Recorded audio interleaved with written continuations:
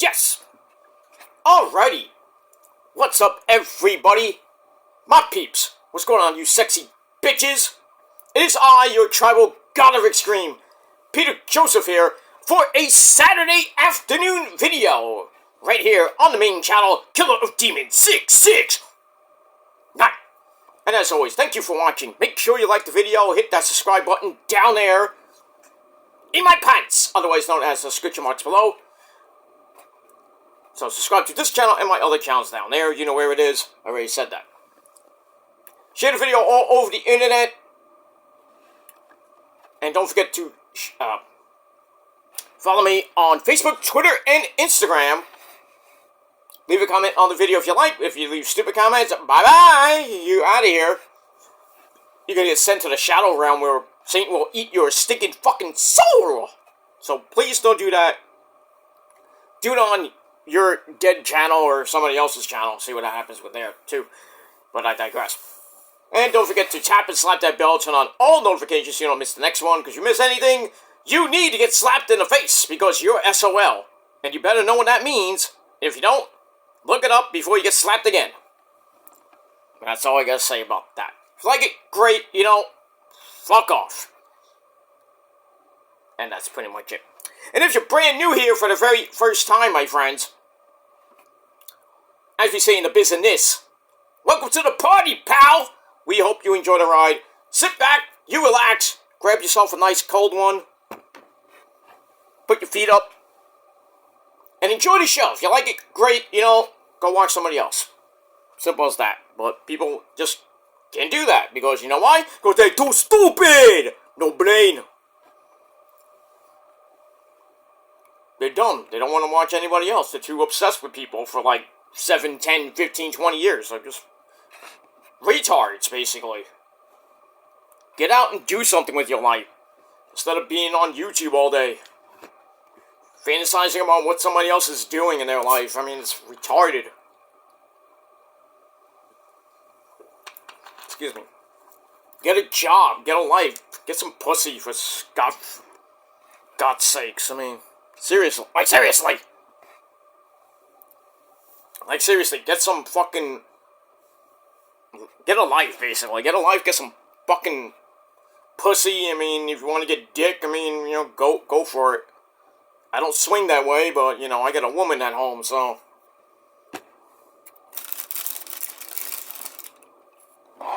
Gives me all that pussy, if you know what I mean. But I digress. 17 years with the chick, so, you know. And many more to come. But it is what it is, but... Whatever floats your boat, just don't splash on me unless you're a chick. But... I digress on that. Alright, ladies and gentlemen, on this cloudy, overcast, it did rain earlier today, was just this weekend is going to be blah, horrible weekend, but wherever you may be, I hope it's sunny and it's nice and hot, cold as balls here in the Northeast. Tomorrow's going to be a little bit warmer, it's nice, cloudy though, but we're 1 week away from WrestleMania and Easter, gotta love that. Tomorrow is the Troll's favorite holiday, Palm Sunday. So, go to church.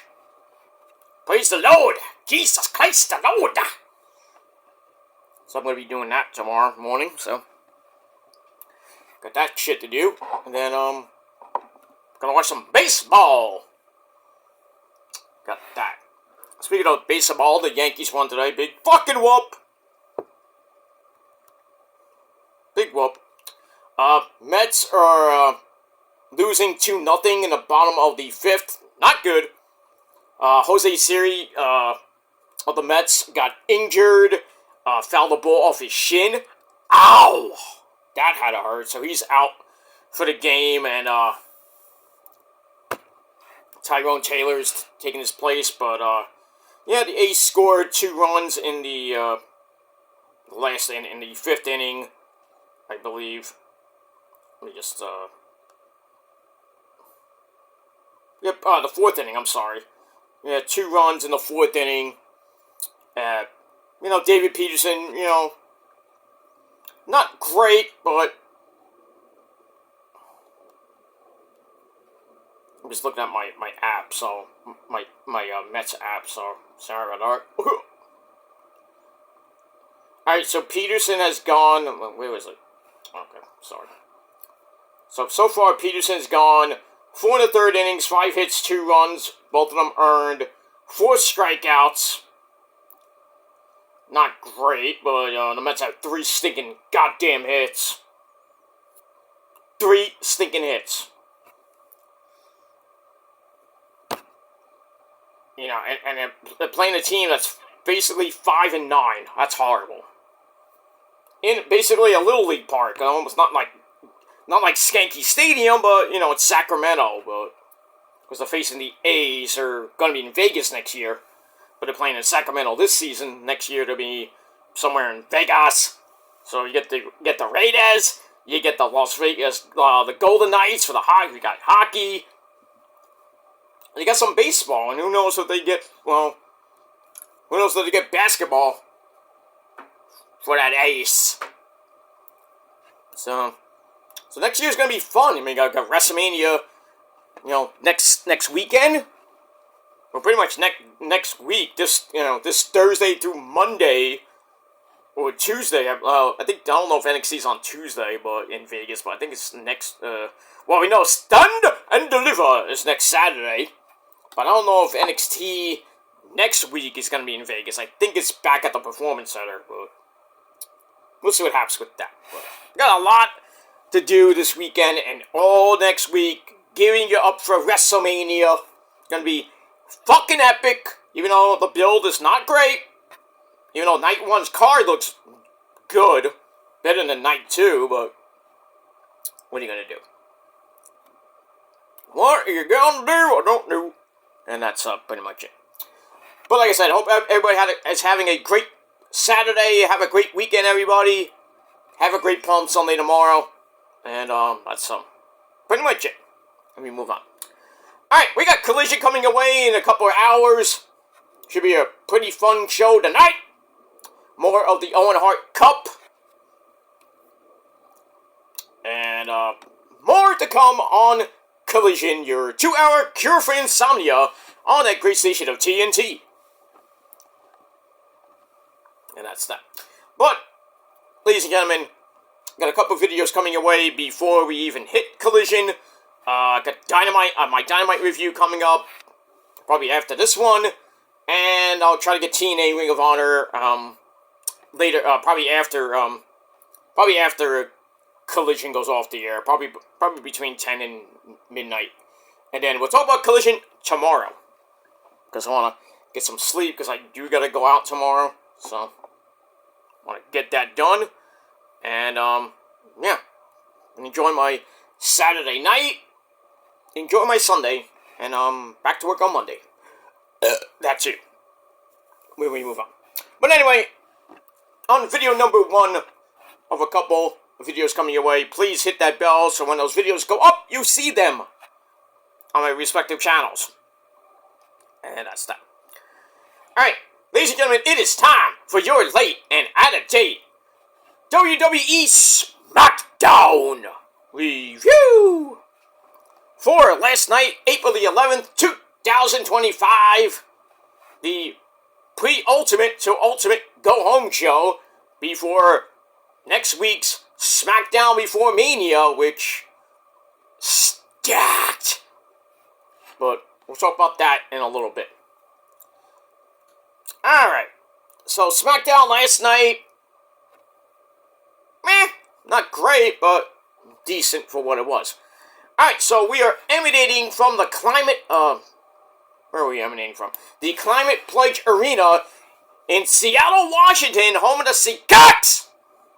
And the Kraken! Release the Kraken! The great hockey team in Seattle. Unlike the Rangers. Don't get me started. This season was a waste. Horrible season for the Rangers. Horrible. Started off good, but down the drain it went. And pretty much Peter Lafayette, bye-bye, so long, farewell, get the fuck out. Take Chris Curry with you. Horrible. Horrible ownership. Not even ownership, I should say GM. What would ownership too, because it's, they're in them and the Knicks are owned by that douchebag Dolan, who owns Optimum. Another douchebag who should be gone. But I digress on that.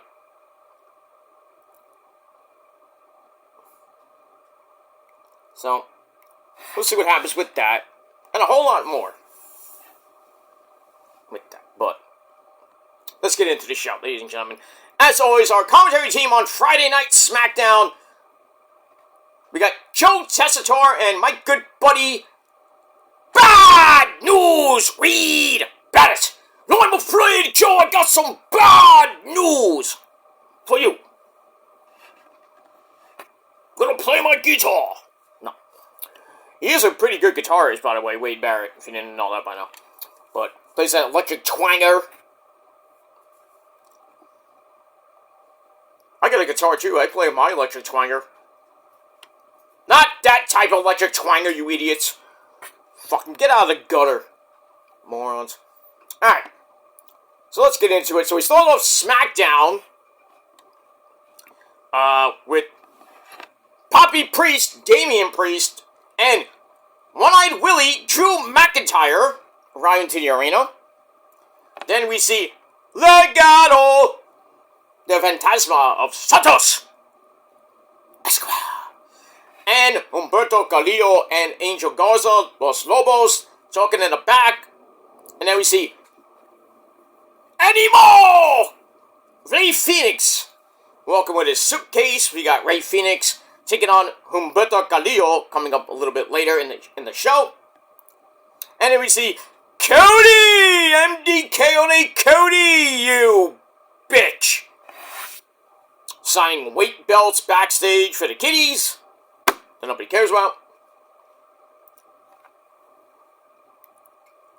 So, we got all that. So Cody's going to talk to us later and bore us half to death for 20 minutes. What are you going to do? Alright, so after that, we go to Joe Tessitore and Wade Barrett as they discuss last week's announcement about our good buddy, my good buddy, Kevin Owens, Kevin Steen, whatever you want to call him, saying that he will miss WrestleMania because he's getting neck surgery. He already had the surgery. Sucks that it got leaked out. He got pissed about that. Among other things he got pissed off at. So, yeah, Kevin Owens is going to be out 12 to 18 months. Juice.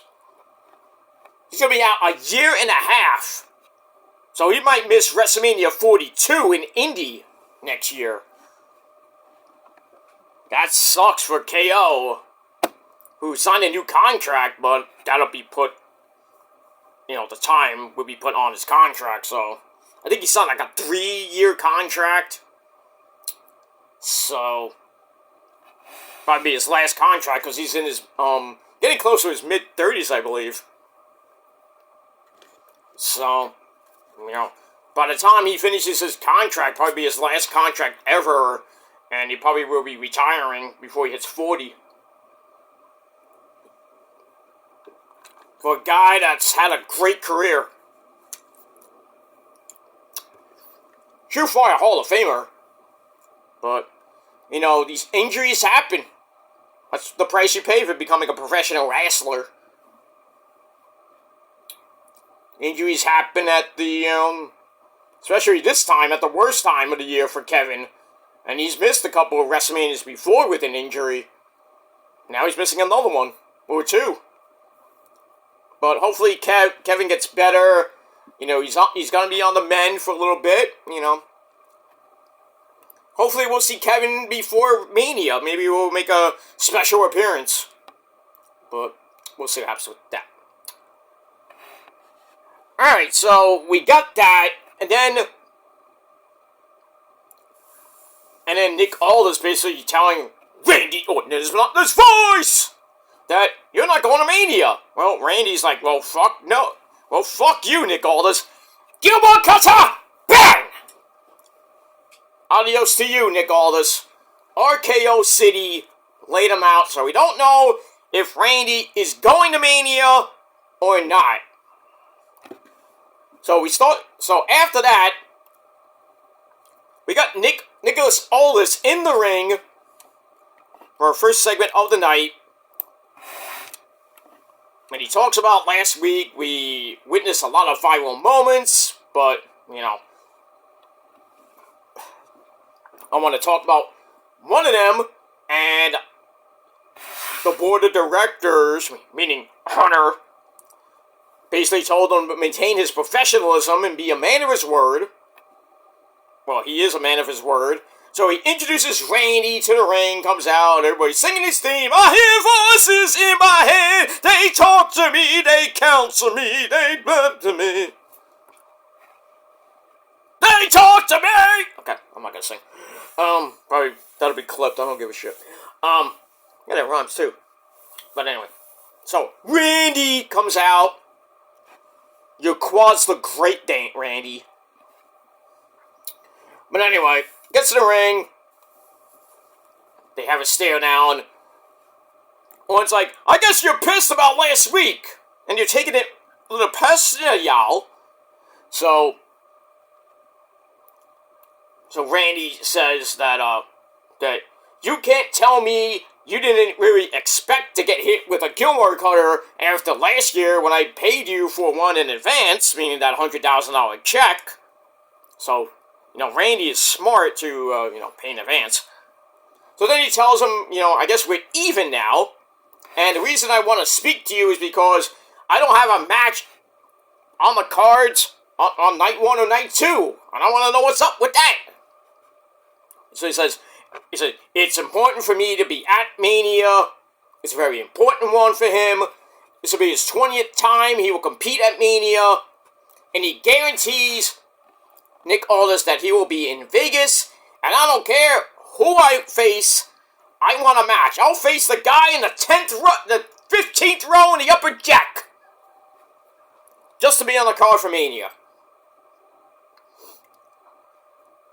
It's like, I want a match right now, or I'll just take your suit, or maybe you could take your suit off for a night, and I'll face you there, Nick Aldis. So then Nick Aldis is like, well, Randy, this isn't about money. The company's is already making enough money as it is. He's like, I busted my ass for 20 years to make it to this company. He's like, I don't need your money, I just need your respect. So Randy's like, well, you got that a long time ago. I just went to my notes. So Orton's like, well, basically, you earned my respect a long time ago, but it doesn't deliver a match for me at Mania. So if you don't give me a match, I can't promise you that I'm going to apologize to your hot-smoking wife, Mickie James, after what I do to you. Woo! Now we're getting personal, y'all. So they're about to go at it, and then Solo Mibuki. Solo Sikoa comes out with the wrestling gremlin. Chaga Chaga. Yeah, yeah, yeah, yeah, yeah, yeah, yeah, yeah, yeah, yeah, yeah, yeah, yeah, yeah. Yeah. Don't feed him after midnight. So they come out. Solo tells Nick Aldis, hey, can you tell Randy to get out of my ring so he doesn't embarrass himself? He tells Randy that no one wants to hear him bitch and cry. It's over for you, because you're in, basically you're in the past. And he mentions that next week, Eli Drake is going to end up in the same boat as Randy in the past because Jacob is going to take the United States title and bring it back to the fake-as-fuck bloodline. And Randy, all you're going to be doing is sitting at home all alone. Well, he does have a hot wife. So he's not going to be totally alone.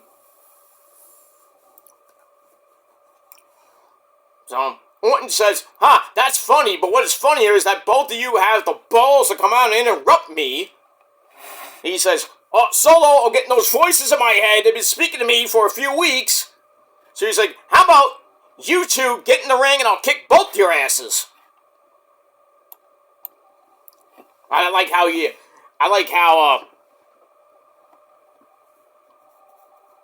know, Randy was like, I'll take you and you, Tama, yeah. I was like, oh shit, that's funny. So anyway, Solo and Tama kind of surround the ring, technically. Tama gets on the apron, Orton knocks him out, Solo hits him from behind. Then he double team him until Eli Drake. That's the insult. That's a fact of life. He comes out for the save. They take the Samoans out. And then guess what? Teddy Long comes out. We got a holla player. He's like, you guys are gonna go. Well, not one-on-one with the Undertaker. We're gonna tag team match, player. So we got a Teddy Long special coming up at the end of the night. Solo and Tama teaming up against Eli Drake and Randy Orton for the first time. So we got all that. And Nick Aldis makes it official for later in the show. Excuse me. Got a little cold, so I'm sorry. Alright, so we got that. So I gave that first segment 3.25 out of 5 stars. We're off and running on Smackdown. Alright, we got that. Alright, then we see the lovely ladies, Liv Morgan and Raquel Rodriguez, the women's tag team champions. They come out for our first match of the night, the women's tag team gauntlet match, to see who faces Liv and Raquel at WrestleMania. So we had Lyra Valkyria, the lassie bitch from Ireland, the Women's Intercontinental Champion, and her partner, Bayley! Give me a hug. Well, she's in enemy territory, you know, and Bayley is a Niners fan. And we're in Seacock country, and she doesn't like being there. I don't think anybody likes to go to Seattle if you're a Niner fan. If you're a music fan, yeah, you know, that's the birthplace of grunge. So... But if you want to see the Kraken, you know, go see the Kraken. Go see the Seattle Kraken hockey team. They're great. And the Mariners, too. I forgot about the Mariners. And the Seacocks. But, you got all that. And that, too. Moving on. Alright, so, Lyra and Bayley start off the gauntlet match, and they face off against Poorly Fried Chicken. Yeah, they're still around, even though, Sonya Deville got fired, basically, unceremoniously, again. So, Shayna Baszler and Zoe Stark come out to start the gauntlet, and it was alright. Shayna grabs Lyra and tries to stomp her elbow into a bunch of pieces, but Lyra countered it with a jackknife pin on Shayna Baszler, 1, 2, 3, so they get eliminated. And then Maxine, and Natalya come out. They've been, wanting a team. Well, Maxine wanted so badly to team up with Natalya. Natalya, why did you agree with it? But okay.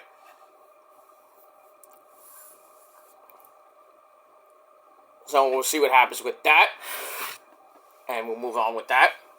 Alright, so it's a pretty decent matchup there. Maxine hits the reverse worm, or the caterpillar, on both Bayley and Lyra. Goes for the cover, Bayley kicked out of that. And then, I don't know why, Maxine goes for the sharpshooter. Bayley reversed that into a fruit roll-up. 1, 2, 3 to eliminate Maxine Dupree and Natalya. And Natalya's like, what are you doing? And now, she won't even answer Maxine's phone calls anymore. She's like, you dumb bitch, what the fuck you doing? I teamed up with you? Damn. Alright, so they're eliminated. And then the Dancing Queens come out. Kaden Carter and Casey Catanzaro picked up the pace a little bit. But, near the end, Kaden throws Bayley to the outside and lands a twisty corkscrew suicide plancha. So that's a mouthful. That's what she said. That was pretty nice. And Casey Catanzaro goes for a Hurricanrana onto Lyra Valkyria, but Lyra catches her and hits Nightwing 1, 2, 3 to eliminate them. So then B-Fab and Mia Yim come out. They've been hanging out together. And they go at it over, Lyra and Bayley have been in there for a very long time. So fresh teams are coming in, but Lyra and Bayley are flushing them down the toilet. And that's what they did to Mia Yim and B-Fab as Mia Yim gets in the ring, dropkicks Lyra out of the ring, and then Mia hits a suicide plancha, and then B-Fab grabs Bayley,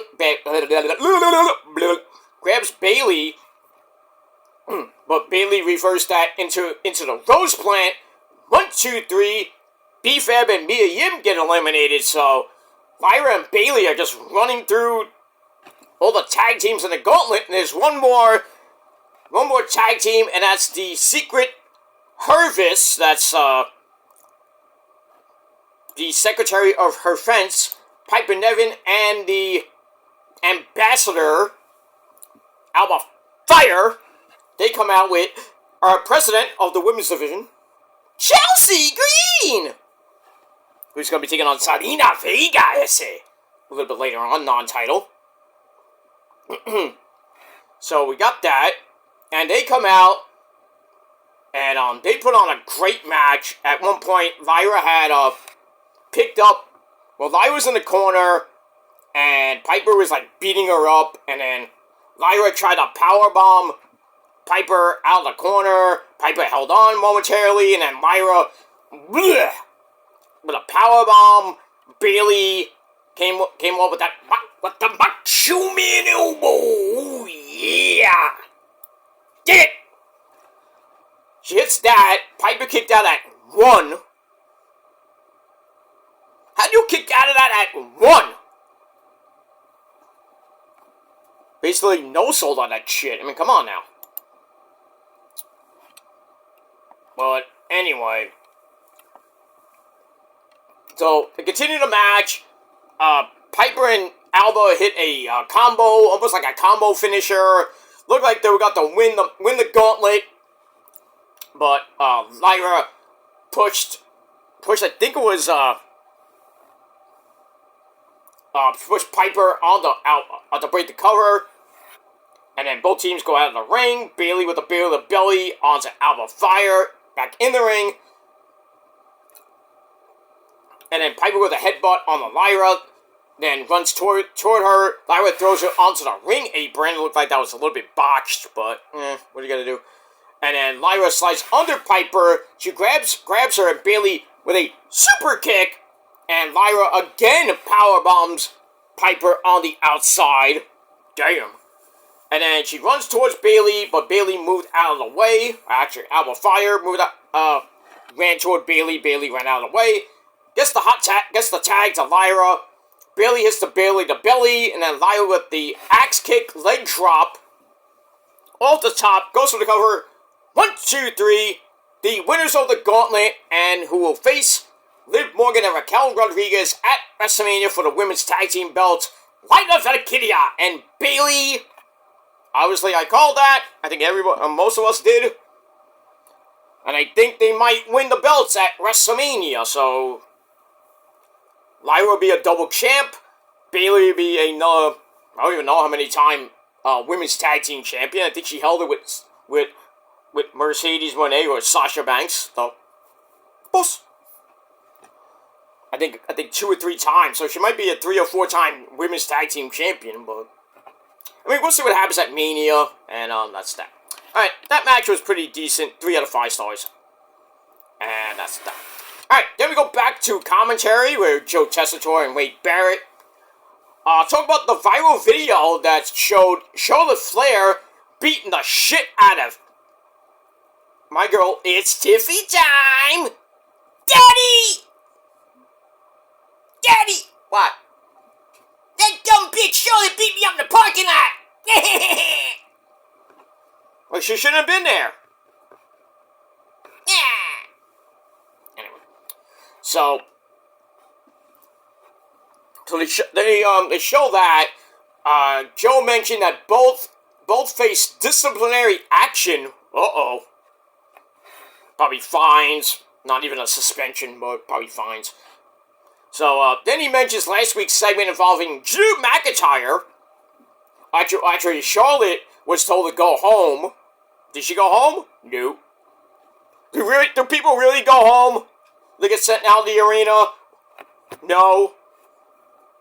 They probably stay in the back, grab a cookie or grab something to eat from catering.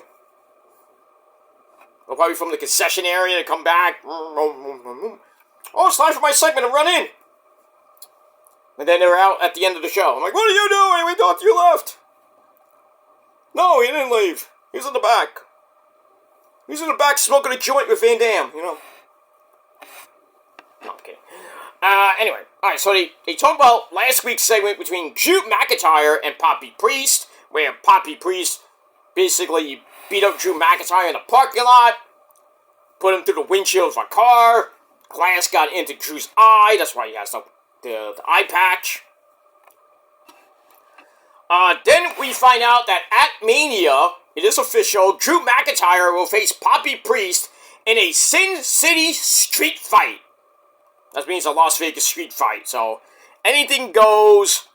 Weapons can go, you can go anywhere, but not everywhere, but it's a street fight, so weapons will be used accordingly. And, yeah, that's all I gotta say about that. Let me move on. Alright, then we get to the face-off between Drew McIntyre and Poppy Priest. So, Poppy comes out, but then Drew McIntyre attacks her from behind and throws him into the barricade near the LED screen, so it's bashing his head into, the back of his head into the LED screen. And then officials and referees come out and stop this, and they take Poppy to the back. It looks like he has a concussion. So I'm like, well, that was something. But Drew gets on the mic. He says, "Can you see me now? I'm Drew McIntyre." He says, "I only tell the truth, and every action is justified. Including dropping Damien's stupid ass on his fucking head." And then he says Damien has benefited every time he was screwed until this week when he agreed to see him face to face because he only has one eye. So he agreed to the Las Vegas street fight at Mania because he has one good eye. But he's like, "I'm a man. I'm from Ayr, Scotland." He's like, this is a year in the making. This is what happened at Mania last year. And Drew says, "I will make sure that no one forgets Damien because I will give him the beating of a lifetime." And he's like, "Hey guys, you wanna know a little secret?" And he takes off his eye patch. He's like, "I'm 100% cleared, and at WrestleMania, Damien, you're 100% screwed." Pretty much. And then Damian Priest comes out, and the ref is like, "What are you doing?" And they get into a big old fight. Poppy was in control for most of the brawl, and then Drew, Damien slams Drew headfirst into the ring steps, which caused a little bitty gash, like a little bit of blood, motherfucker's blood. So we saw that.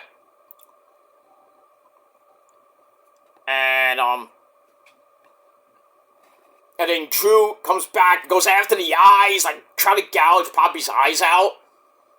And then he grabbed the steel steps, almost hit one of the officials with it. That was funny. And then hits Poppy Priest with him. And he grabs Damien, picks him up, hits the Future Shock DDT on the ring steps. Ow! And then Poppy's like, he's like slunched over. Jamie Noble's like trying to see if he's dead or not. And then you see Damien with his eyes like he's having a seizure. Like, holy shit! Damn! And then Drew's like, "You took this from me, I'll take something from you." And he rips off his necklace. He says, "This is fucking mine now." but shit. This has gotten way out of hand and way... I guess it's getting personal, y'all. Like, Damien took his eye and now Drew took Damien's chain. You know, somebody on Issa's chat said in the chat, we're gonna get another eye for an eye match. I'm like, no. Please, no. Not that. No, anything but that! Remember that horrible Extreme Rules with Rey Mysterio and Seth Rollins? That was horrible. Probably one of the worst pay-per-views ever. And you thought December to Dismember was bad. Ah! That whole pay-per-view sucked. With Rey Mysterio's eye that, like, popped out. Like, oh, God, it's nasty. Come on now, really? And he's, like, holding his fake eye in his hand. Ah! Eye of the Beholder! Nasty fucking shit. And we get that. So, we move on. So, Poppy got his ass kicked. And Drew is now 100% cleared, so we'll see what happens next week on Smackdown. Am I going to report on how Damien is this week on Raw? I think he'll be in Vegas next week, obviously, for his match. I think it's on night 1. But damn, that segment was vicious and sexually and violent and everything. So I gave it 3.5 out of 5 stars. Alright. Then we go to a segment with DIY. That's Johnny Gargano, Johnny Wrestling, and the Psycho Killer. Tommaso Ciampa. They're watching their match. I think it was last week with the Motor City Machine Guns, Alex Shelley and Chris Sabin. And they're basically complaining they got screwed last week by the Machine Guns, blah, blah, blah. And then the Yes Boys, Elton Strong, Elton Prince, and Kip Wilson, they come in, and they're like, are you out of your mind? What's with you, man?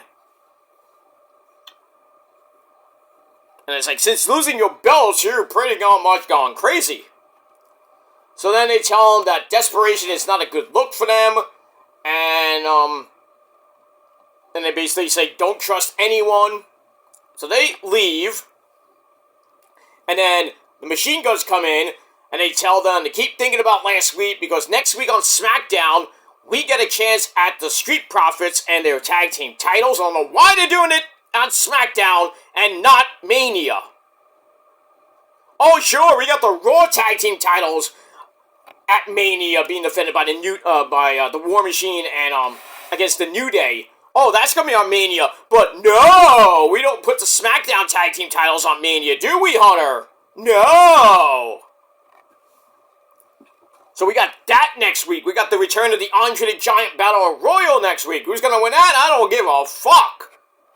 Because you know what happens when whoever wins that, you know what happens? They start a good push and then... Pfft. I know Jey Uso won it a couple of years ago during the pandemic, but where did that go? Not very far. I mean, I know Bobby Lashley won it last year, and where did that go? Nowhere. So what's the point of winning the goddamn thing? Whoever wins it gets a little push, and then downhill you go. And pretty much till, well, not with Jey Uso, but with other people like Baron Corbin, like Claudio Castagnoli, they're gone. Pretty much almost everybody who's won that is gone. Mojo Rawley won it one year. I don't know why he won that. That was horrible. He gone. The only person that has won it and still around is Jey Uso, I believe. And now they're bringing it back, so whoever wins the Battle Royal next week gets a mini push and then out the door, probably. Depending on who wins it. But I guess this again is all the SmackDown stars, so I mean, who wins it? Like I said, I don't care. don't even think they should even have it. Just get rid of that damn thing. It was gone for a couple years, and now they bring it back. Why? And why isn't it at Mania? Put it on first. I mean, they don't do the pre-show matches anymore, so... Which sucks, but... In a way, it doesn't suck, but...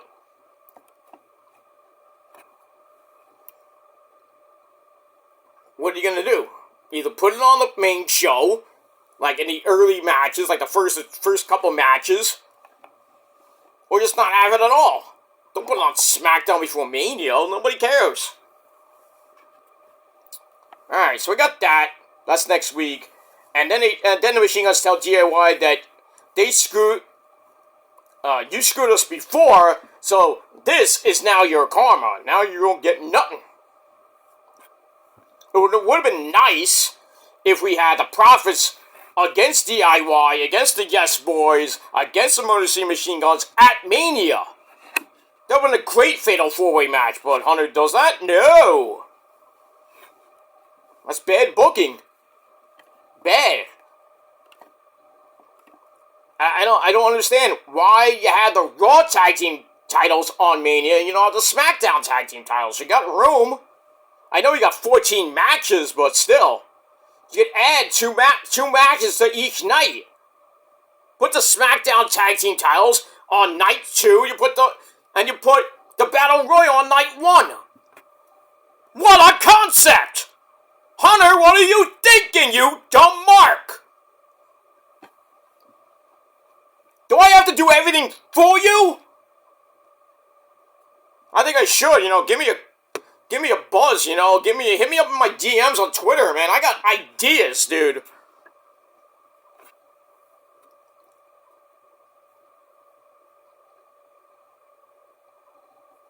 I mean, I got ideas up the wazoo.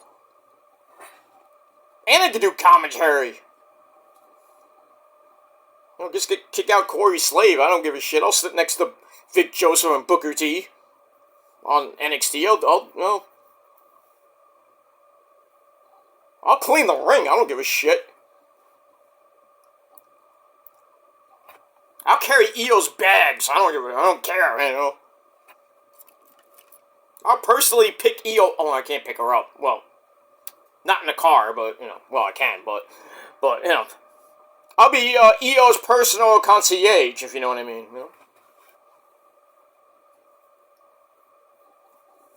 Io, where do you want to go today? I want to go to Sushi Bar! Where am I going after that? I want to go to your bedroom and time. Okay. Calm down. Calm down, wifey number 3. Calm down. We have fucky later.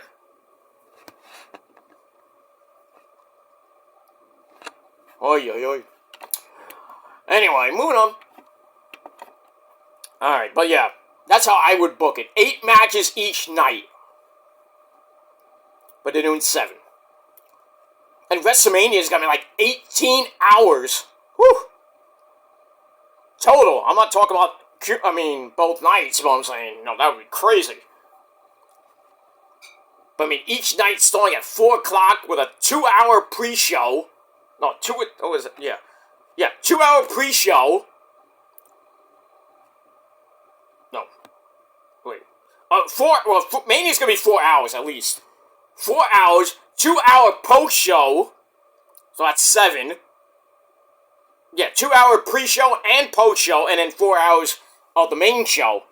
So, that's 9 hours on Saturday, 9 hours on Sunday, oh boy. And then, you got 3 hours of Smackdown, that's 21.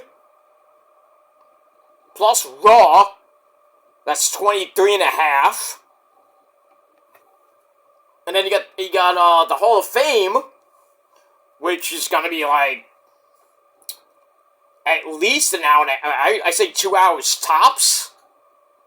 So you're talking about 25 hours of television from Thursday to Monday.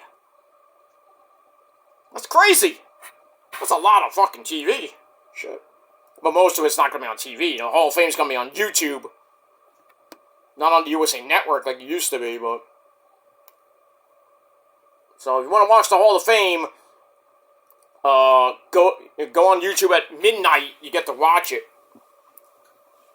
So you get to see The Undertaker. The Goat of All Ghosts is going to be there, so I mean, come on. That's the price of watching the Hall of Fame. Yeah, he's inducting his wife, Michelle McCool. Should have been not Layla Milani, sorry. Layla from Lay Cool. I don't know why I didn't get her, but, you know, it's The Undertaker, so he gets more precedence over Layla, so I got that. DDP is going to be inducting his good buddy Lex Luger, so it's not Sting, so he couldn't get out of his AEW deal. Tony Khan blocked that. What are you going to do? It should be Kevin Nash, if you think about it. Or anybody, really, in WCW, but, you know, DDP or Nash would have been fine. CM Punk is inducting Stone Cold Steve Austin and Bret the Hitman Hart for the iconic match. Yeah, the iconic match Hall of Fame. They're gonna do a separate thing. Who else? Triple H is gonna be inducted by Shawn Michaels, obviously. I'm surprised it's not Stephanie, but Shawn Michaels is good enough. Or the entire clique. Well, minus Scott Hall, of course. You know, God lays out Ramon. Something happened to you, Chico. Something happened to you. Or something like that. I messed it up, but okay. And then we don't know who the Natural Disasters is going to be inducted by. So, it should be, well, it can't be Jimmy, well, I would say Jimmy Hart because he did manage Earthquake / The Shark back in WCW when it was part of the Dungeon of Doom. I would say Kevin Sullivan, but we know Kevin Sullivan's passed, so can't do that either. So, and then we got Dory Funk Jr., Kamala, and Ivan Koloff for the Legacy Wing. Don't know if that's just, they're gonna just mention it, or they're gonna be inducted separately. I don't know how it's gonna work, but Triple H is going last. I assume he's going last, so you know he's gonna talk for like an hour, at least. He won't be talking about, you know, DX and everything. He'll be making some jokes here and there. And they'll be talking about his proboscis nose. Look how big my nose is. It's almost bigger than my penis. And then right, Stephanie. But we talking about his fucking nose for an hour. And how great he is. Yeah.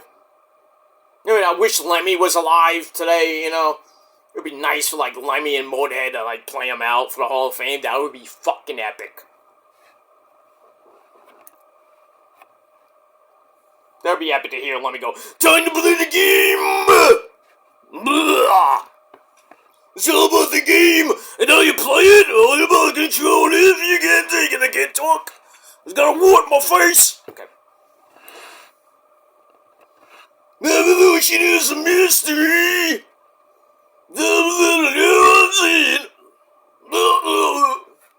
Jailbait, Ace of Spades. Oh, I lose my voice doing that fucking impression.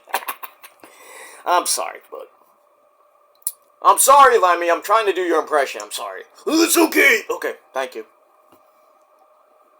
Got any Jack and Coke up there? That's great. Okay, thank you. I don't have any Jack. I got some Pepsi and Henny. Is that good enough? It's fine by ye. Okay. Rock out with your cock out. Oh, you rock out with your cock out too. Okay. I always do. Not now, but, you know. Thank you, Lemmy. Thank you. You know, I rock out my cock out too. Oh, no. Mike, stop. Put your pants on too. God damn it. Well, you said rock out with your cock out. I didn't mean literally, Mike. God damn it. I'm sorry, I just, you know, I saw Lemmy and, you know, he told me to rock out with my cock out.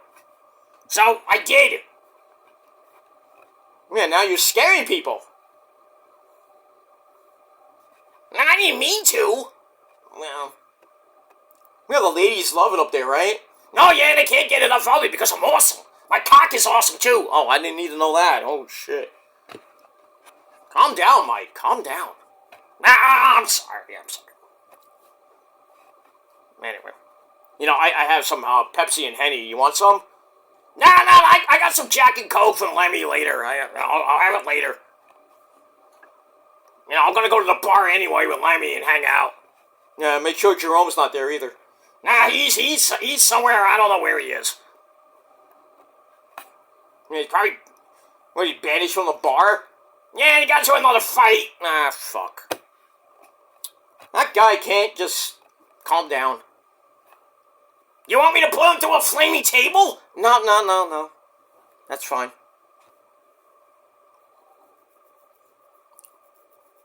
We just let Abdul, we'll let Bruiser Brody kick his ass later. Alright, I got next! Okay. Well, I'll mention it. I'll make it so, okay? You... Just calm down. I'm sorry, I just get wound up. Yeah, I'm awesome, I know. You want to say goodbye? I gotta finish this shindig. Come on, say goodbye to your friends. You know, your good buddy with the glasses, you know him. Say goodbye. Bye! And bye, you void bastard! I love you! Not like that, but I love you! Okay, calm down, Mike. Get out of here. Bye! Okay. I'm sorry. I'm sorry. Well, you don't like satire. Fuck you. Alright, let's get back to Smackdown. Before anybody else comes out. Jeez. I think another guy might come out. Alright, so after, basically the Motor City Machine Guns basically tell DIY that they got their karma, we're gonna break, we come back with Anymore! Rey Fenix essay. Taking on Humberto Carrillo, who came out with Santos Escobar and his brother Angel Garza, and then Santos like, you go get him, essay, you go get him. So he goes it alone. Pretty damn good match from both these guys. Lots of high flippy DVD. But we're getting near the end. I'm not going to go through everything because I got other things to do. Humberto climbs the ropes, goes for a moonsault. Phoenix gets his feet up, and then Humberto was leaning on the top rope, where Phoenix walks the top rope with a pump kick to face, and it was good. And then he places Humberto on the top rope, lands the Mexican Muscle Buster. Damn! 1, 2, 3. Rey Fenix remains undefeated in a very good match. 4 out of 5 stars. And then after the match, Santos Escobar and Angel Garza come out. They get in the ring. Santos helps Humberto up. Then he helps Rey Fenix up. And he tells Humberto Carrillo to do Code of Honor with Rey Fenix. And Humberto's like, pfft. And he goes to the back because he's pissed. Leaves the ring. That didn't really sit well with Santos. And Santos shakes Rey's hand, says something in his ear, then he leaves. So he's trying to recruit Rey Fenix to be in Legado. I don't know if that's going to work. But, alright, we got that. But great match. And the fans love Rey Fenix. And I think he's found his home. Besides Mexico, of course. Should have been in WWE months ago. Same thing with Pentagon. They have really found their home in WWE. Even though, Pentagon has already lost 1 match. So, by chicanery, of course, but it is what it is. That's that. Rey Fenix fears me! No, he doesn't. You fear Osito. Ah!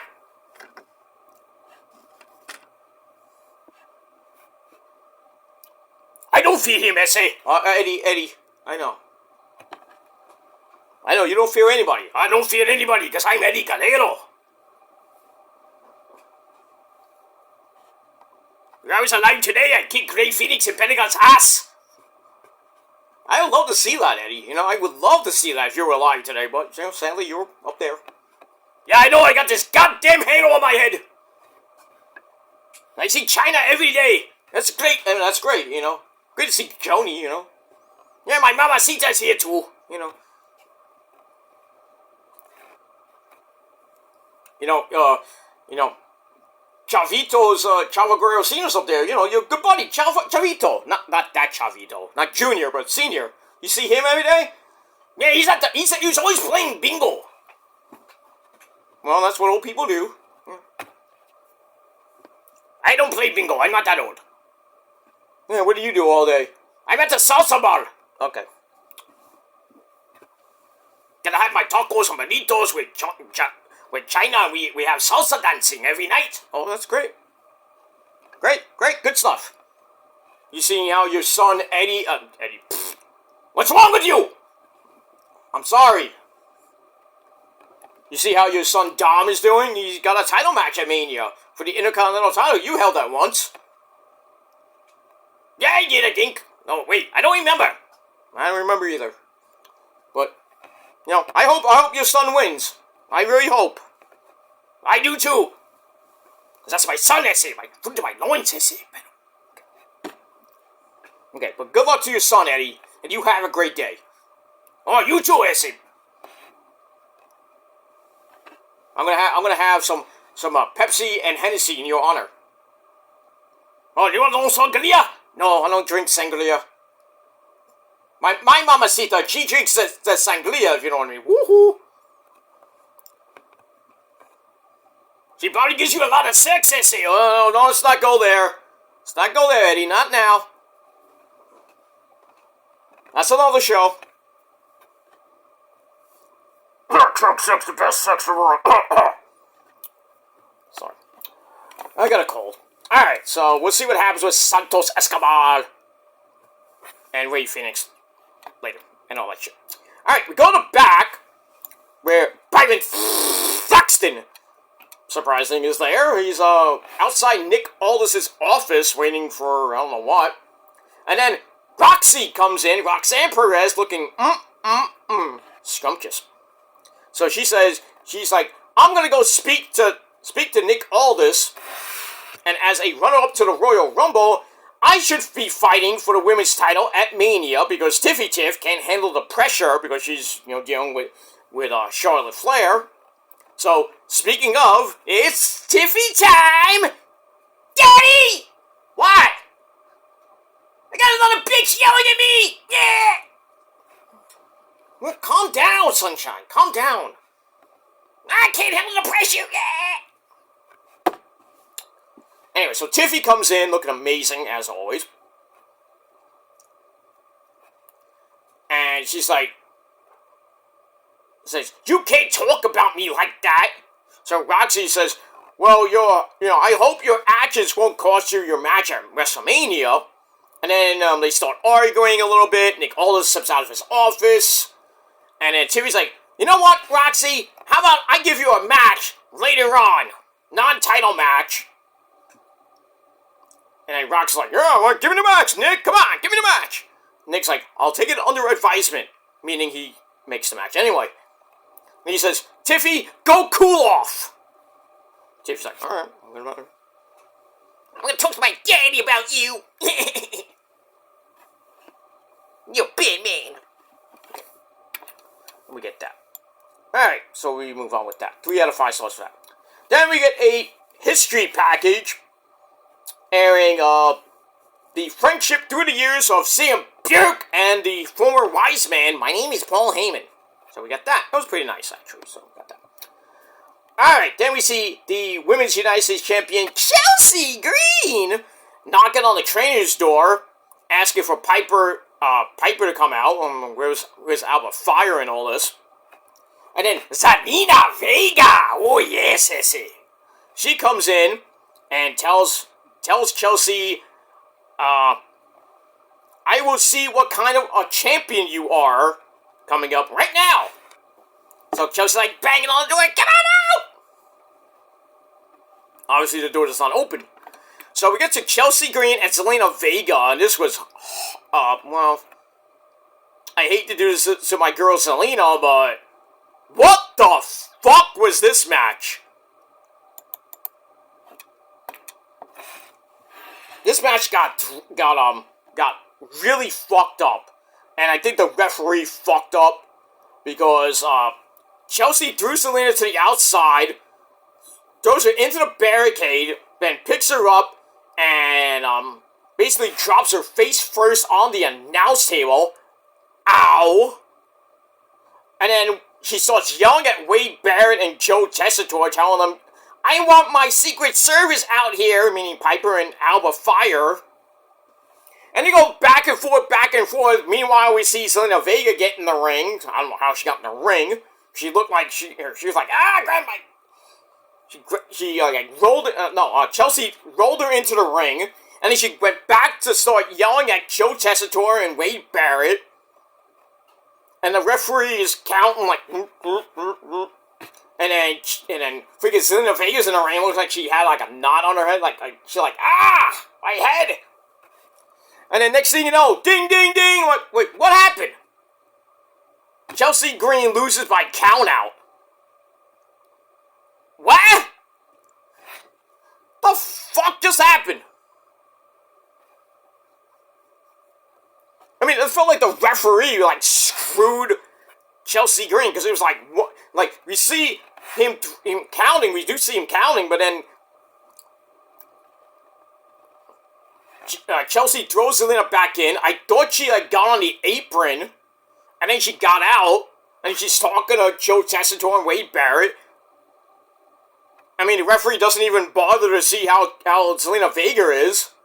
And he's like, 8, 9, 10, ding, ding, ding. I'm like, huh? That too. So anyway, Zelina Vega wins the match via countout. And the match was like, I gave the match 1 out of 5 stars. I mean, I'm sorry, Zelina, but come on. The fucking referee, I mean, I don't know what happened, man. But Chelsea's screaming and yelling again. And then next week we got Zelina Vega teaming up with the Dancing Queens, Casey Catanzaro and Kaden Carter taking on Chelsea Green, Piper, and Alba Fire. I'm like, why?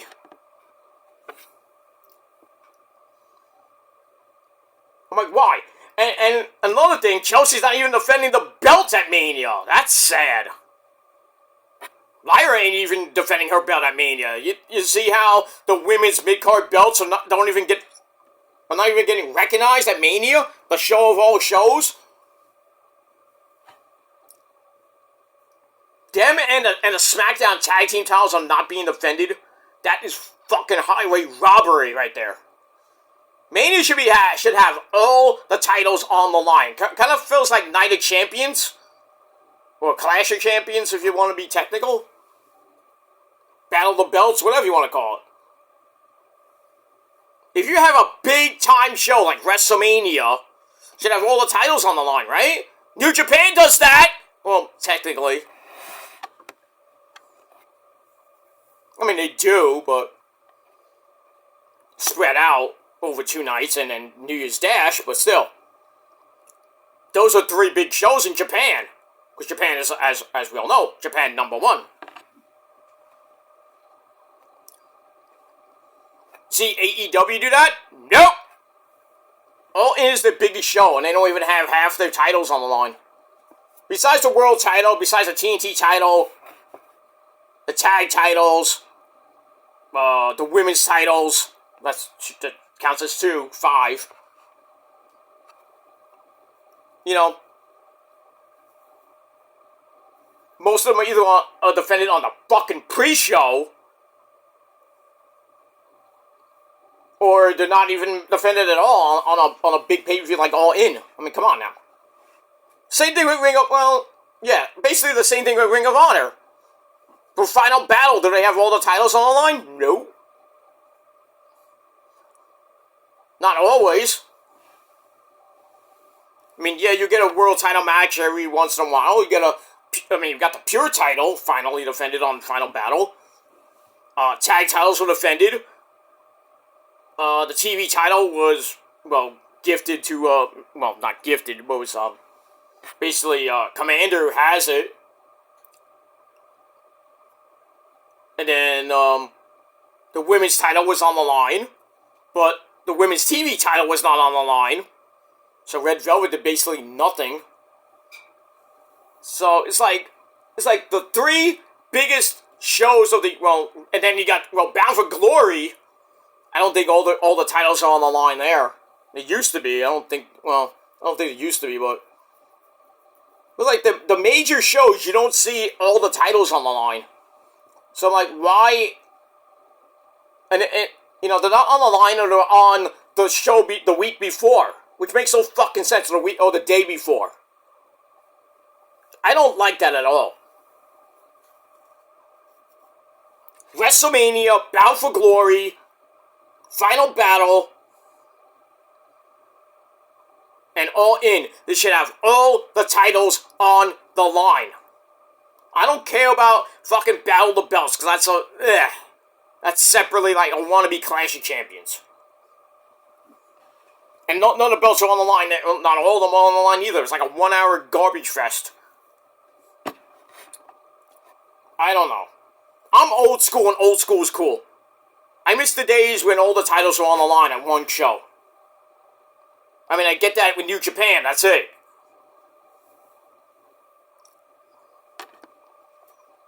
But I mean, these other, like WWE, AEW, Ring of Honor, and TNA have to, like, wake up.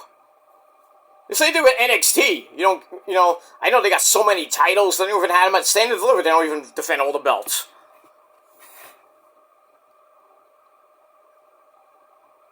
You know, I know we're getting, I think we're getting, well, maybe, are we getting all of them? Yeah, I think we are getting all of them at Stand and Deliver. We've got the world title, women's North American title is being defended, the men's North American title is being defended. What else?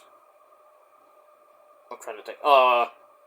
Yeah, the men's and women's NXT titles, and both North American titles, that's 4. And I think the tag team titles are being defended. So, basically all 5 are being defended at Stand and Deliver. Which is good. Because that's basically NXT, Stand and Deliver is basically their version of Mania. It's one of the bigger shows, so gotta put all the titles on the line. So you got the 4 main titles, and then you got the women's the 2 main world titles, got the 2 mid-card titles, and then you got the tag team titles. And maybe 1 match thrown in, but so we'll see, but like I said, I'm old school, so I want to see all the titles on the line. I don't want them to just be, like, thrown on a fucking, Friday before Mania, or Raw before Mania, or this and that. I hate that shit. Matches that should be on a pay-per-view should be on the pay-per-view, even if it's, like, a curtain jerker match or a mid-card match. And then I get people like, oh, there's too many matches on the card already! With AEW especially. There's too many matches on the pre-show! Yeah, we know Tony Khan puts like 6 matches on the fucking pre-show anyway. Then he has 10, 11 matches on the main show. No wonder it's like a 5.5 hour show. And I feel bad for all those poor media people who have to wait for that shit to end. So you got the pre-show, which lasts like an hour. Plus the main show, which is about 4.5, 5 hours. Let's just say round it up to 5. That's 6 hours. Plus the post show, which lasts about an hour or so. That's 7 hours. For AEW All In, at least 7. 7, maybe 8 at most. And you're spending all fucking day there in Texas. I don't know how these people do it. I don't know. I know Issa does it just for Mania and some of the SummerSlam and the Big 4 mainly. She does a couple of B-level pay-per-views, but She doesn't stay in the arena all day. She does her other stuff. You know, she goes to different events like WrestleCon or whatever they're doing in the press conferences at, or whatever they're doing. And then she gets to the arena and she watches the entire show, and then she sits there looking pretty, maybe a question or two on both nights, and then, you know, that's it. She's there for about 5, maybe 6 hours, and then she'll probably go out with her friends out to eat, and then she's back in her hotel room and ready for the next day, or she leaves the next day. Well, yeah, she's gonna be at Mania, so if you see her, say hi. If not, then don't. But I would hate to stay, you know, for like 8, 9 hours in the fucking arena. I'm like, ugh. But at least I'm getting fed, you know, food. I'm like 8, 9 hours late. I'm like tired. I want to go home. I gotta cover the fucking event for whatever website I'm running, you know. Would it be Lucha Libre Online, or would it be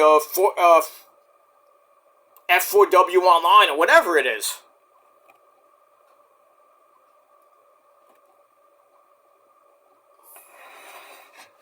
Whatever it may be, it's what it is. That's that, but, you know.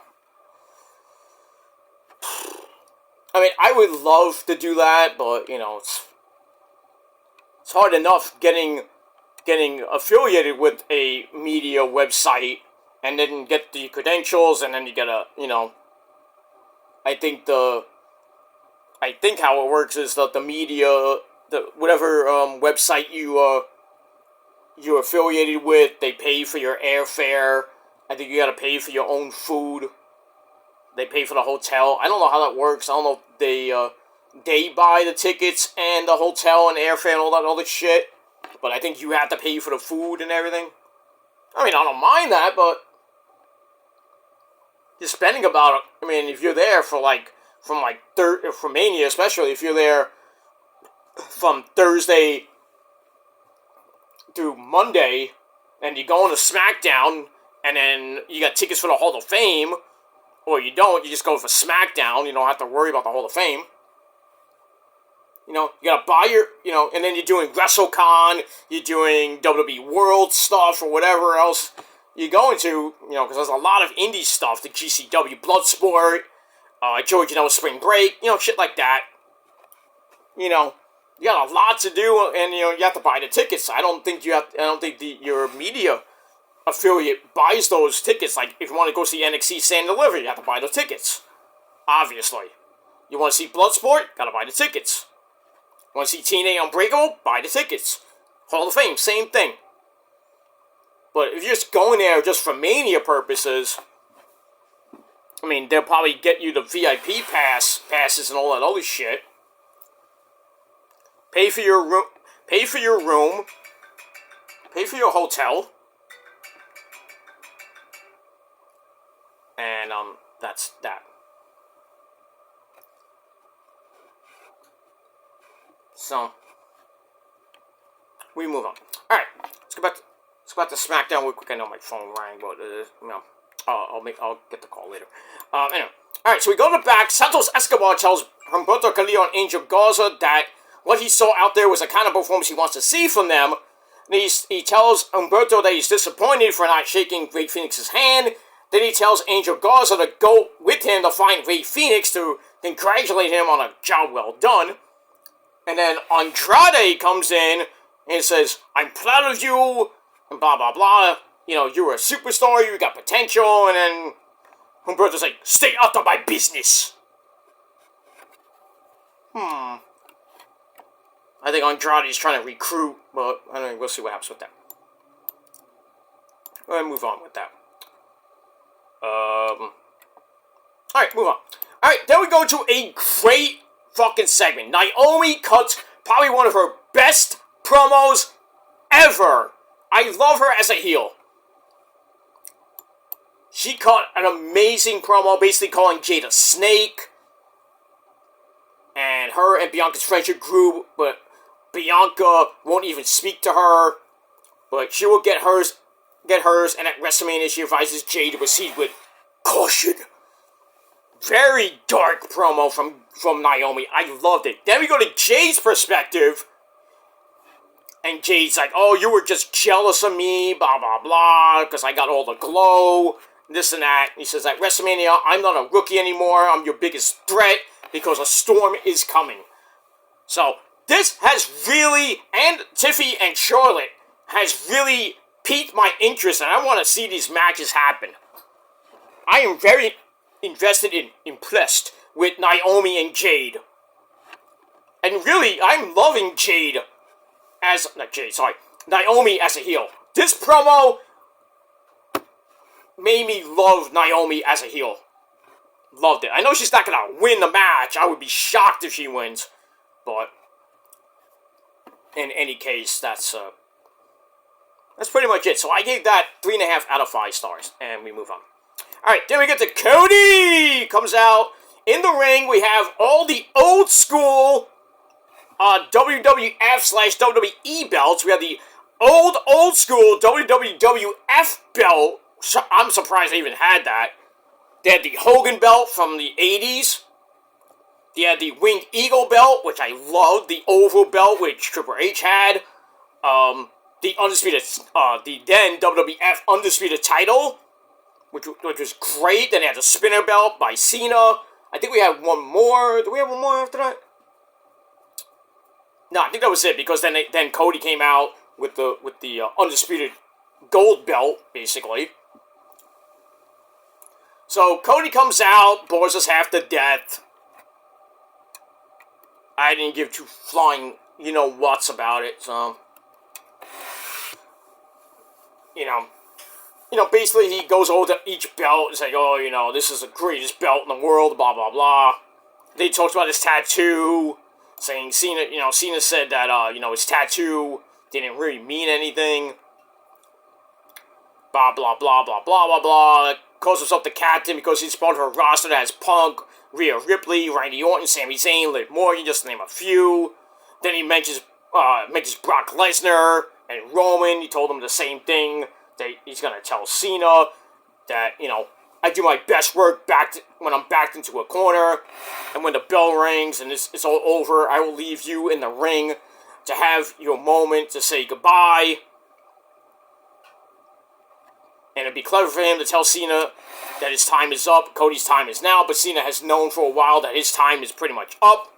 And the WWE title is timeless, and it's going to stay home with him, and it's going to stay home with the fans. And then Cody raises the belt in the air, and he does his no crap. Now, I was talking to my good buddy Jeff the Iceman earlier today. We were talking about, who's going to win between Cena and Cody. I said I wouldn't care if Cena wins number 17. I said I think Cena's gonna win. He's like, you think so? Yeah. Unless they have Cody win and then they do a rematch at Backlash. I assume Cena's gonna be at Backlash. I don't know unless they continue on to June. Which could be, I doubt they're going to do it at King and Queen of the Ring in Saudi Arabia, or they do it at Money in the Bank, would it be June and July. And maybe Cena wins there, and then you got to worry about who wins the Money in the Bank. Because Poppy won it last year, and he was on Raw, so you think about it, somebody from Smackdown is going to win it. Who? Don't know. So I would assume that somebody from Smackdown, maybe it can't be Punk, probably. Punk already won that a long time ago. Cashed in and won the belt from, I think, Alberto Del Rio. No, it was Edge. I'm thinking of somebody else. Punk cashed in on Edge. I remember that. I'm thinking Daniel Bryan cashed in on Alberto Del Rio. So, I forget. But in any case, move on. But anybody on SmackDown is probably going to beat Cena. Maybe Roman should be in the Money in the Bank ladder match. That'd be funny, right? He'll win it by himself. He doesn't need to beat anybody. He doesn't even need to climb a ladder. You just get the ladder, smack everybody around, tell him to acknowledge him, goes up the ladder, and just takes it down. And then he cashes in the same night on Cena and beats him. And then that's it. You know, Roman's the champ till Mania next year. It's not gonna happen, but... Because, yeah, Roman's not gonna even be around for Money in the Bank. He's not gonna be back till SummerSlam after Mania. After next week, we won't see Roman until probably July. So, you know, 3 months of blah, you know what I mean? 3 months of no Roman makes us sad. But he'll be back to kick Punk's ass at SummerSlam, whether it be night 1 or night 2. And then, I mean, we'll see what happens from there as we go to Clash in Paris. And then all the way to Survivor Series, basically.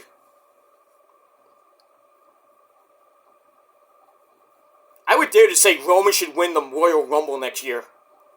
But depends on what's happening by then, who has the belt by then, by the time we get to the Royal Rumble next year. Alright, we move on with that. Alright, so, minuscule, boring promo from Cody, gave it 3 out of 5 stars. Alright, then we go to back with Byron Saxton again. He's with the Street Profits, Angelo Dawkins and Montez Ford. They tell Byron that the Motor City Machine Gun, they like the Motor City Machine Guns, but they don't have the tag team belts. And then Dawkins said something about the IWC. I thought that was hilarious, but anyway. Oh yeah, Dawkins says we won the division and we don't care what the IWC marks think or something like that. So we get that, and then The Miz and Carmelo Hayes, him or Mello Don't Miz or whatever they call themselves now. They basically tell him the Street Profits are running the division down. Miz tells them that the fact that those titles are not being defended at WrestleMania is a slap in the face to the former champions. Yeah, you think? Talks about being a 9-time champion, wants to become a 10-time champion with Carmelo Hayes. And then both teams are face-to-face, and Carmelo tells them that they want the smoke. So I would assume that the Street Profits beat the Motor City Machine Guns next week, and then after the SmackDown after Mania, they give Mello and Miz a title shot, whether they win it or not. I don't think so, but we'll see what happens with that. Alright, 3 out of 5 stars for that. Then we go to Tiffy Tiff and Roxanne Perez. Great match, great ovation for Roxy. But what happened? She lost as Tiffy Tiff wins with the prettiest moonsault ever. She gets the win. Non-title match, she gets the win, obviously. So Tiffy wins 2.5 out of 5 stars. But then, after the match, Charlotte Flair drags her to the outside, throws her into the barricade. She's like, get the fuck out of my way, cameraman! And then throws her over the announce desk. Right, basically almost in Wade Barrett's lap. And then Charlotte tries to do more damage, but then Wade Barrett's like, whoa, easy, get out of here. And then she shoves Wade Barrett. Wade Barrett's like, you motherfucker, you know, he's going at Charlotte. I'm like, holy shit. And he says, you're gonna get yourself fired. I'm like, oh yeah, please do.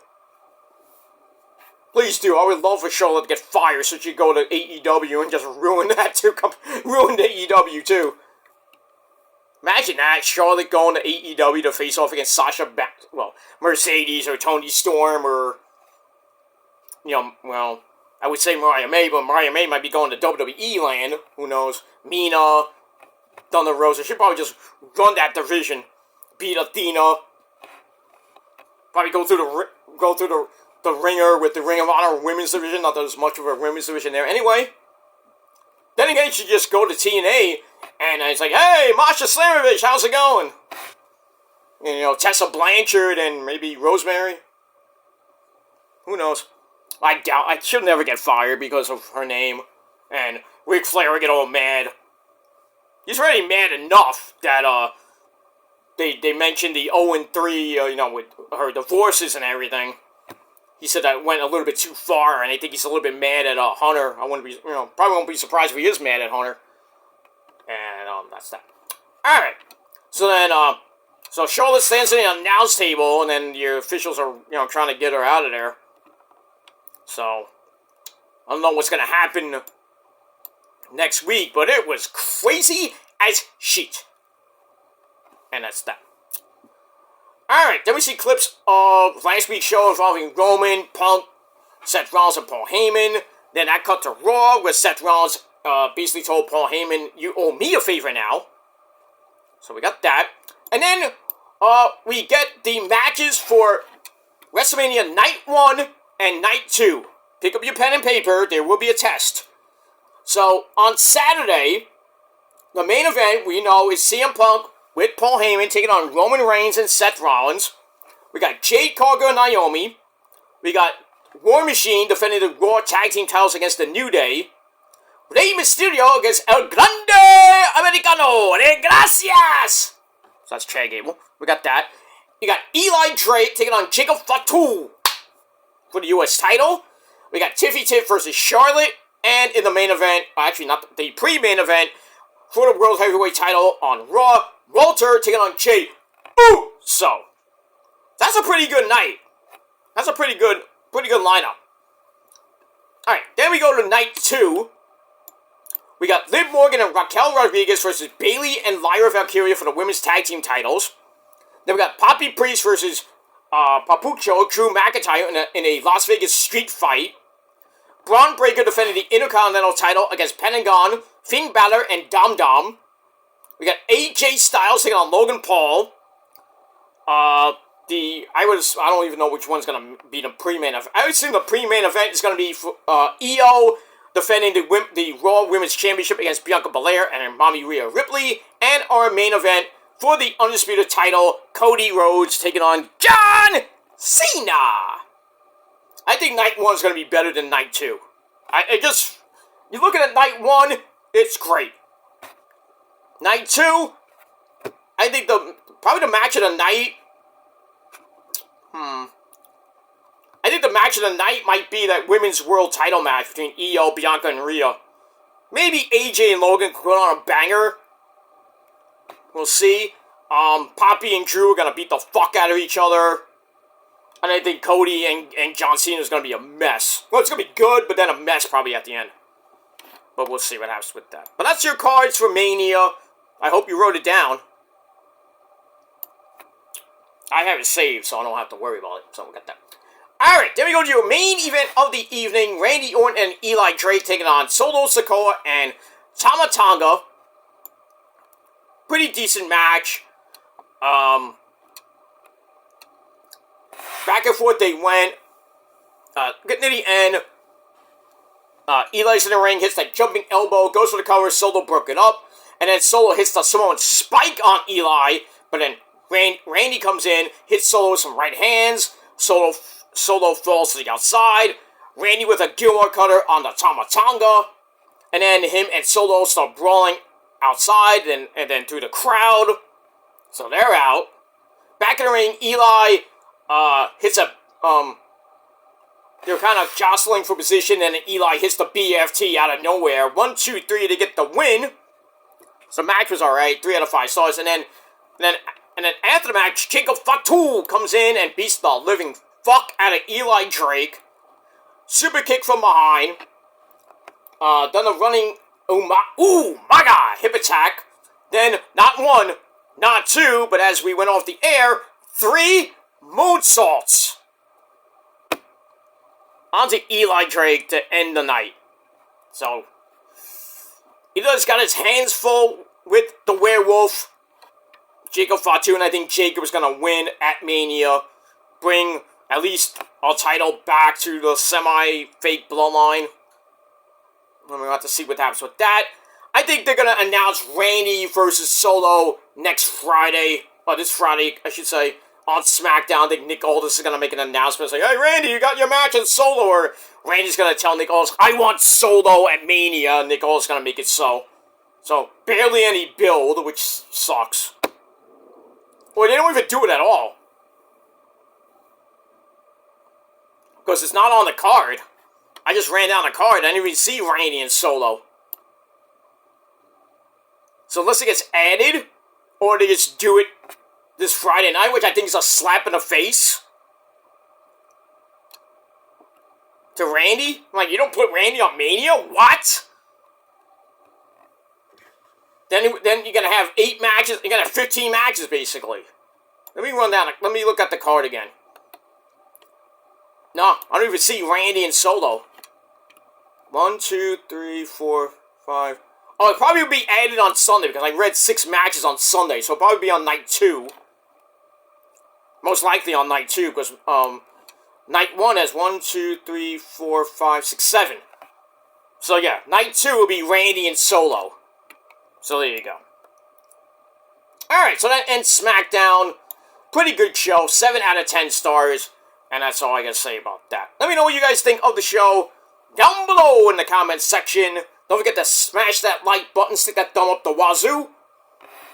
And subscribe to my channels. All that good shit. We're pretty much on the home stretch on my Peter Joseph channel. We've hit 780 subscribers on our road to 800. Probably won't hit that till maybe Memorial Day. Might get close. I don't know if we're going to hit it by Memorial Day, but hopefully we'll get there. We'll see. Or early June, maybe, we'll hit 800, and we're on the road to 1,000 by the end of the year. We'll see. We'll see. Slow and steady. But we're at 780 now, so thanks to everybody who was subbed. Even if you're a dumb fuck troll. Well, you know. At least you're watching. Thank you for the free view, asshole. But that's all I gotta say about that. But continue to subscribe to my channels. All the links are down below in the gobbledygook. And follow me on social media, Facebook, Twitter, and Instagram if you like. But don't be stupid because I'll block you. You don't like that too tough shit. And don't forget to please hit that bell so you don't miss any videos to come. Because I'll be here through the summer. Probably up until mid.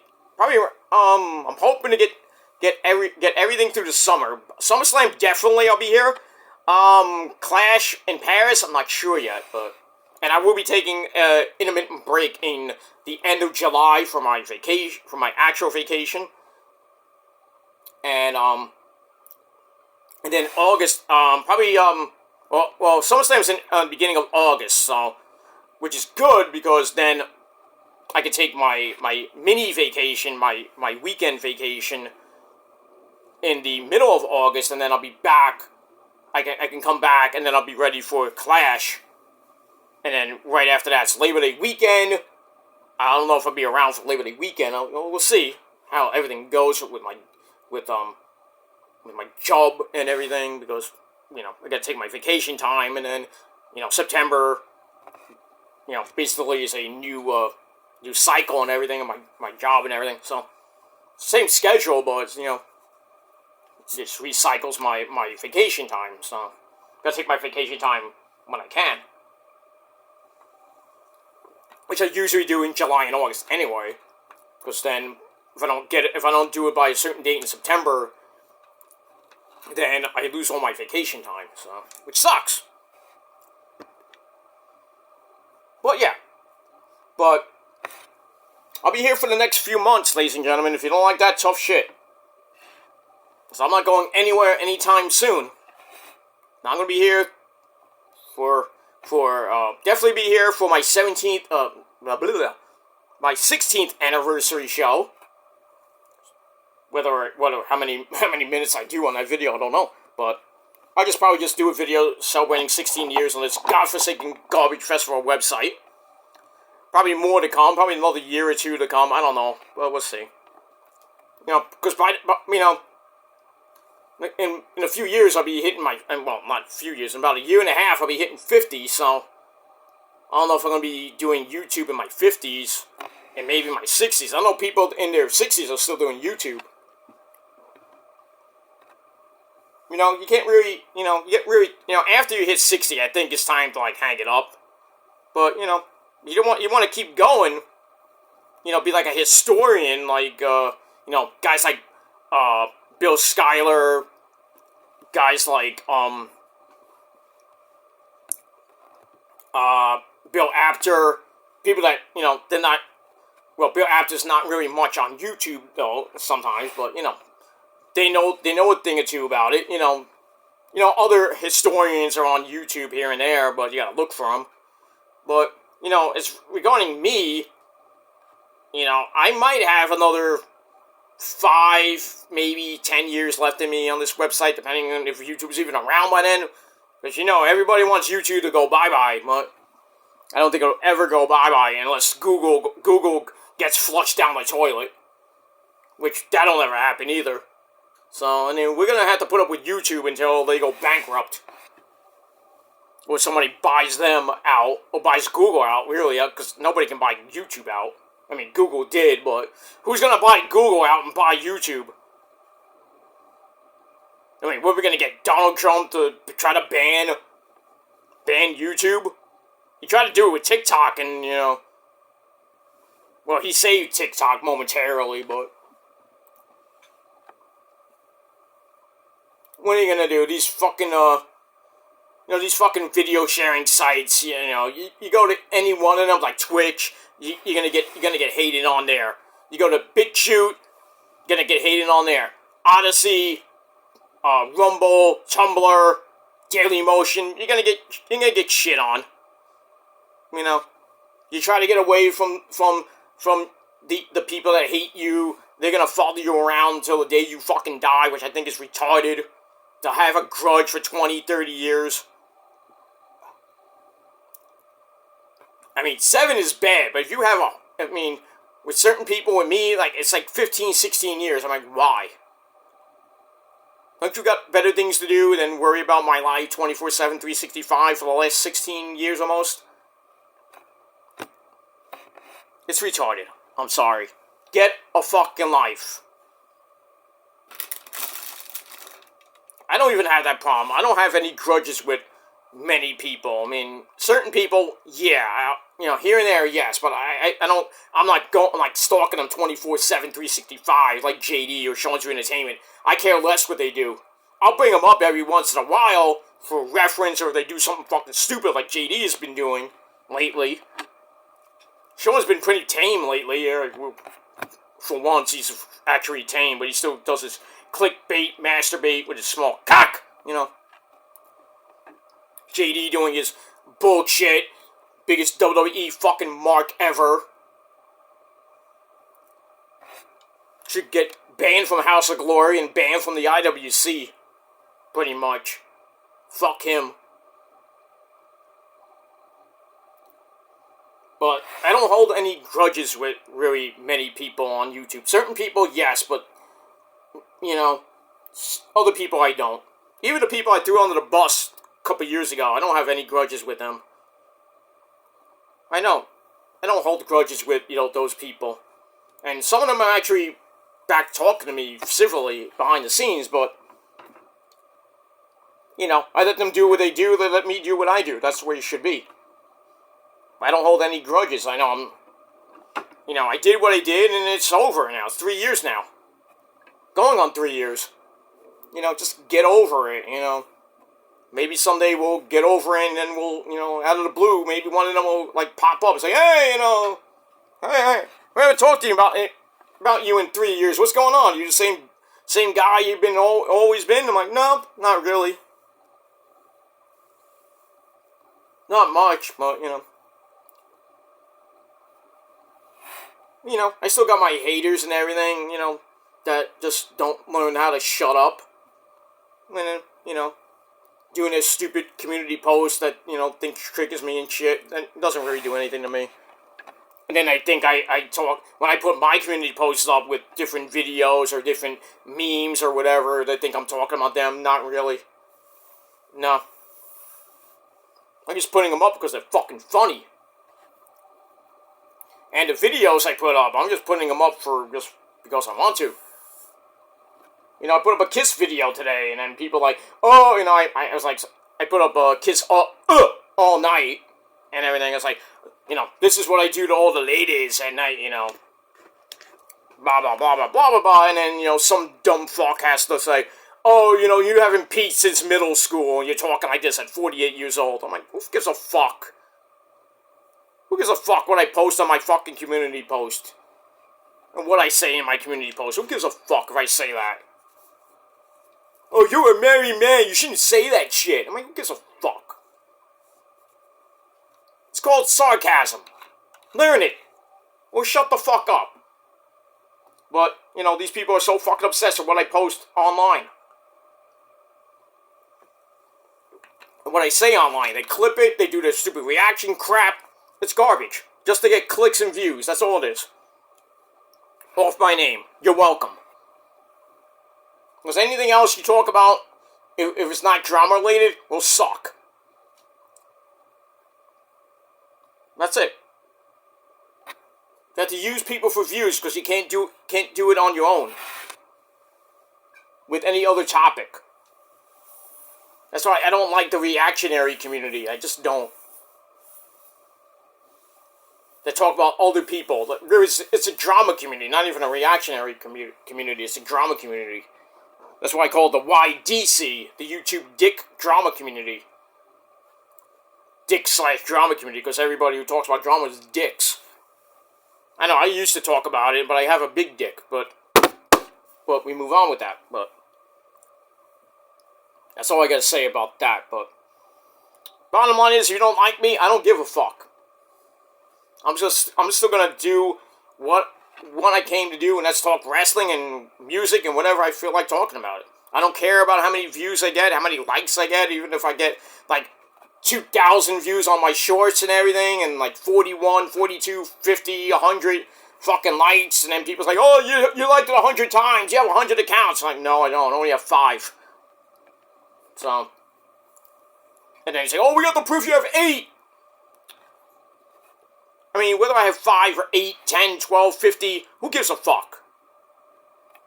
Who really gives a fuck? Other people got many accounts too, so you sound like a hypocrite, and you call me, you say, I have 8, and then other people have 9. Now, Joe Cronin has, like, a few backup channels and everything. JD, I know, has a few. You're gonna blast them because they have fake accounts? I have 5 real accounts. So I like to branch out. I know people tell me, like, why do you have 5 accounts? You should have 1 account for everything. I'm like, no. I have 1 for my music channel and then / my tribute channel. That's 1. I have a rank channel. That's basically 2.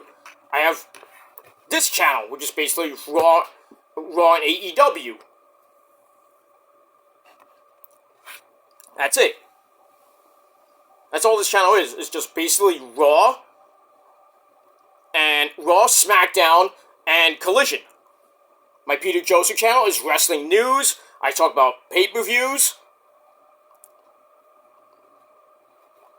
And I do a few other things. I talk about NXT. I talk about Dynamite. And that's it.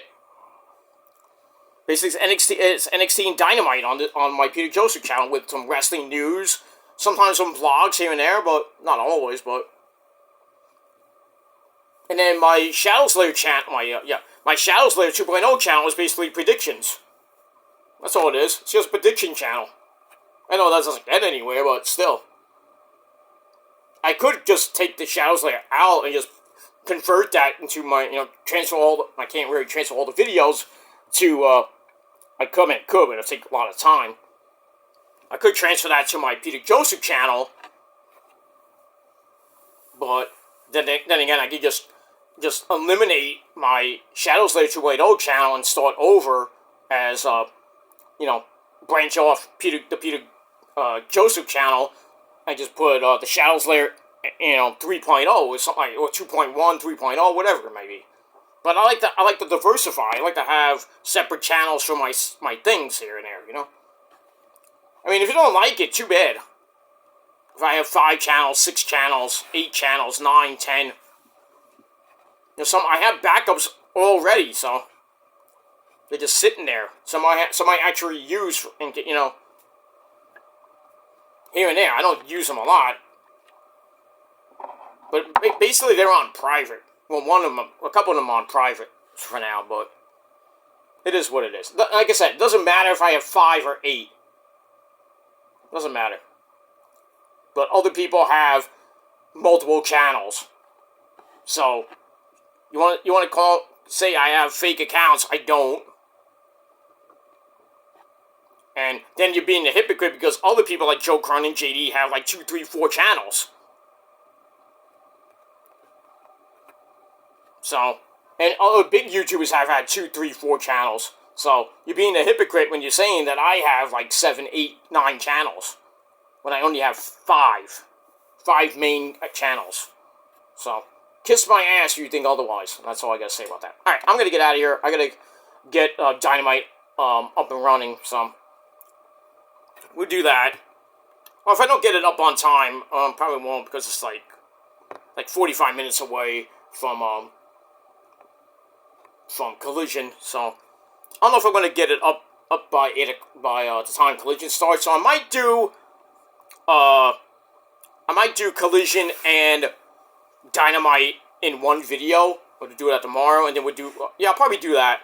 I think I'm gonna probably do that. Probably just gonna take some time off and just wait for Collision to get on the air. I got other things to do. So I'll watch Collision, have my sensible dinner, and then I'll get my TNA Ring of Honor review up on this channel. And then tomorrow, again on this channel, we'll talk about Dynamite and Collision all in one. Before got anything else to do tomorrow. But that's that. So lots of videos to come, especially all next week, ladies and gentlemen. Raw before Mania. Gotta do that. We're gonna be doing that. We got NXT before Stand and Deliver. We got Dynamite. Then we got Collision on Thursday. Thursday, not Saturday. Next Saturday, because I'm not going head-to-head with Mania. So Thursday, Collision and TNA Ring of Honor. We gotta do all that. Smackdown. Not doing the Hall of Fame. I'll briefly mention some of it. And then I gotta do predictions for Stand and Deliver predictions. Gotta do Mania Night 1 and 2 predictions in one video.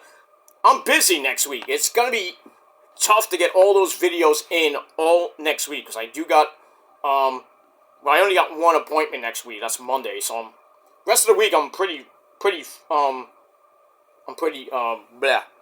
free. But, you know, I got work, and I got, you know, the social life. I gotta get ready for Easter, you know. It's insane.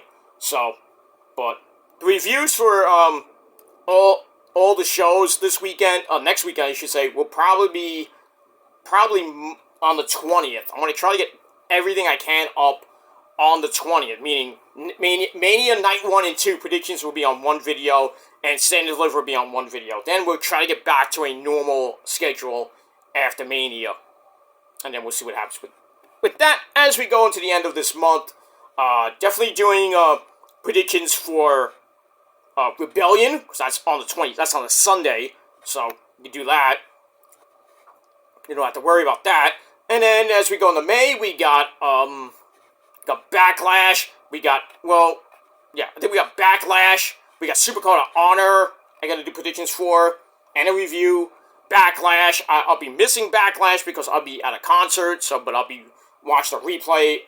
Rewatching the replay when I get home from the concert. I'll watch the replay. But I'll do the predictions for Backlash. Do the review the next day, and then do predictions for Memorial Day weekend. I might do Saturday Night's Main Event predictions. I'm not sure about that yet, but I definitely will be doing NXT Battleground and Double or Nothing, which is the same fucking day. And then Memorial Day, I might put up the Double or Nothing review, and then probably that Tuesday before NXT we'll do the NXT Battleground predictions. I might do a vlog for Memorial Day. I mean, it's got a lot of things coming away in the next couple of months, so very busy, but please hit that bell, and please, you have to hit that bell now. Don't do it then. Do it now. We're at now, so do it now. What happened to then? We missed it. You missed it. If you don't do it now, you missed it. You're going to miss all those videos I'm going to be doing in the next couple of months. So, you missed it. You missed it. Because you're going to have to go back and, you know, go to my channels and watch from back before and then up to now, so you catch up. But it's probably going to be a long catch up, but we'll see what happens with that. Alright, I gotta go, guys. Thanks for watching, and until next time, if you're not down with that, well, I got 3 words for you. Fuck you, man! And that's it. I'm out of here. Until next time, peace.